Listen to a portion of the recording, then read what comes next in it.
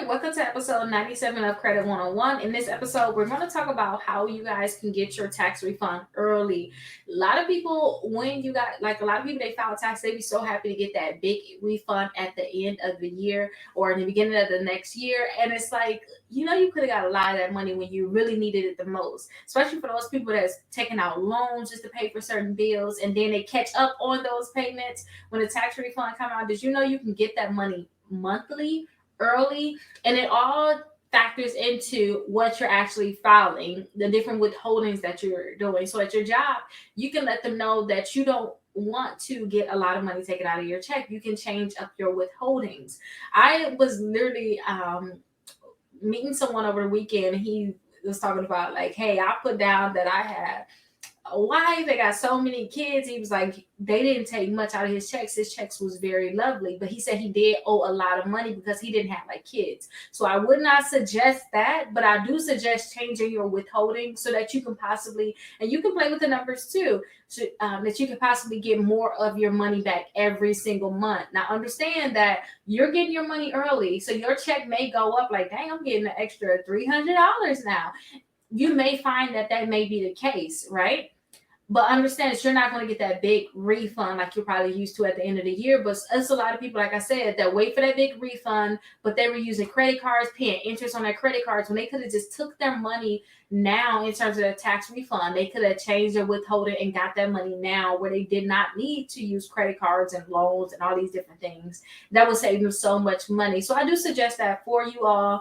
And also keep in mind too, I remember listening to Grant Cardone and he always said that it's just so, this is, I'm not gonna quote him too much, but this is about what he said. He's like, it's just so stupid that a lot of people will be so happy about a tax refund when all you did was just let the government hold your money and then they fight to give it back to you.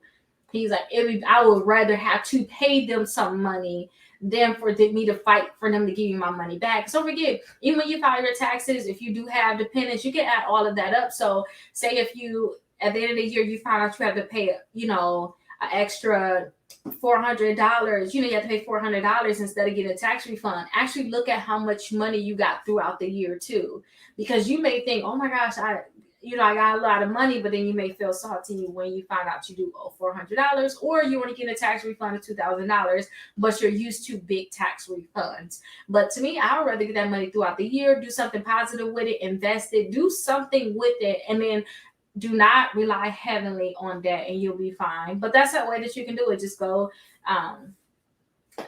talk to somebody about, hey, your HR department, say, hey, I want to change my withholding. You can play with those numbers too, because maybe you still do want to get a tax refund at the end of the year, but you do have multiple kids. Maybe you just want to put on, you got one kid, two kids, but just check to see what you put on there and do some research on this, because this can actually change your life. Like I said, for those people, it's like, when I get my tax refund, I'm gonna do this. You could got that money this month in your paycheck. You can change that, and then once you change it, they're going to start cutting your checks accordingly. So please make sure that you guys look into this. And if you guys have any questions, definitely give me a call, 833 Rickita, and I'll see you guys in the next episode. Hey, welcome to episode 98 of Credit 101. Now, in the last episode, we talked about actually getting more money back monthly and get your tax refund early. Now, some people, they may not make that much money. I believe if you make less than $12,000 a year, maybe $12,600 a year, you do not have to technically file a tax return. But I want you guys, if you guys are in this predicament where you're like, well, I don't work as much, maybe you, for whatever reason it is, you don't work that much and you make less than $12,000, you always think, I don't have to file a tax return. If you guys have dependents, I do suggest that you guys still file a tax return, because you can actually get money back still. And a lot of people don't understand this, because you guys can do the earned income credit, and with that earned income credit, that's going to help you actually get money back. Some people, like I said, think, oh, I don't make that much money. I only made $10,000 this year. For whatever reason it is, if you do not think that you have to file taxes, that's fine. You probably don't have to file taxes. But if you have dependents, I suggest that you guys file your children and file your income. Some people may let a family member file their kids if they didn't make that much income, but I still suggest that you guys personally file a tax refund, okay? Please personally file a tax refund, because you guys can do the earned income credit and then an earned income tax credit. So you guys can definitely do this. If you guys have any questions, definitely let me know. I'll see you guys in the next video. Hey, beautiful people. Welcome to episode 99 of Credit 101. In this episode, we're going to talk about selling those major assets to just make sure that you guys have money coming in and also to get rid of some of those debts.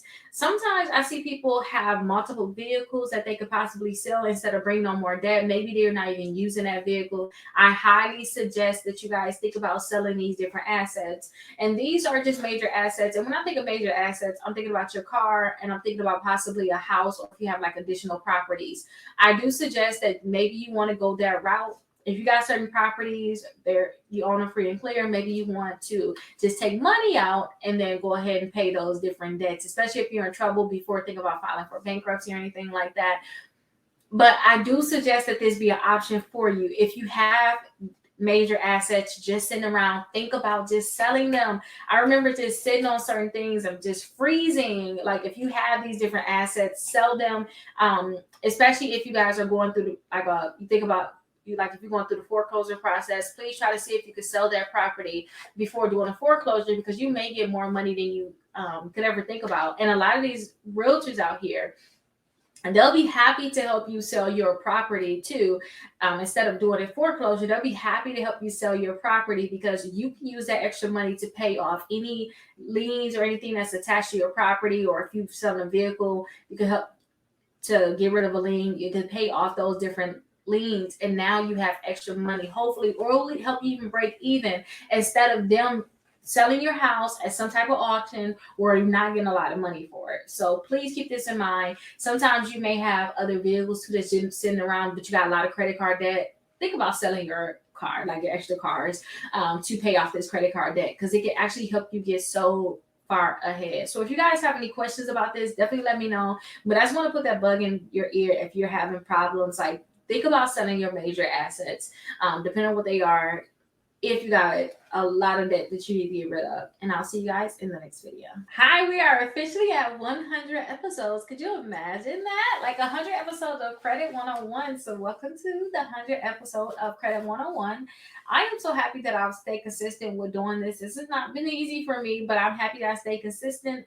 And I figure we probably get to 200 episodes, maybe that much, but this was very eye-opening to so many different people and also to me. So I'm very happy that we got to episode 100. In this episode, we're going to talk about selling those smaller assets, those smaller items that you guys have. Last episode, we talked about larger assets like cars and houses and stuff like that. And this one may be smaller assets or smaller items that you want to sell just to get more money if you need more money coming in or if you need to pay off certain debts. So I have a few things that's written down that I want to make sure I go over. So you got in terms of where you can sell these different items at. I have seen people sell a lot of things. I have seen people, they have sold like different clothing that they have. They sold furniture that they had in their house. Whatever extra that you have, maybe you had a business you started, but you didn't finish the business. You can sell those different things. I'm going to tell you the different places that you can think about really selling these items because I'm pretty sure if you look around your house, you'll know what to sell, but like where are you going to sell it? So first off, you can definitely try to look into selling it on eBay. You also got the Facebook Marketplace. You can think about doing that. OfferUp may be a great one too. I see a lot of people selling on OfferUp. I remember when I was moving, we had to sell a lot of things. We sold things on like OfferUp, the Facebook Marketplace. You can also do Craigslist. Craigslist, they have a lot of things on Craigslist. I don't know if people go on there, but please beware of like scams. You can also put some signs out. You can do like a yard sale. You can put some signs in your neighborhood that says you're just going to do a yard sale to sell a lot of items. I see that a lot, especially in the spring. So you have options out there to sell your items. The key is to, especially if you clutter with so much, is just to put the items together that you want to sell and just try to sell them. Don't just think, oh, nobody's going to buy it. You never know who may need what you have.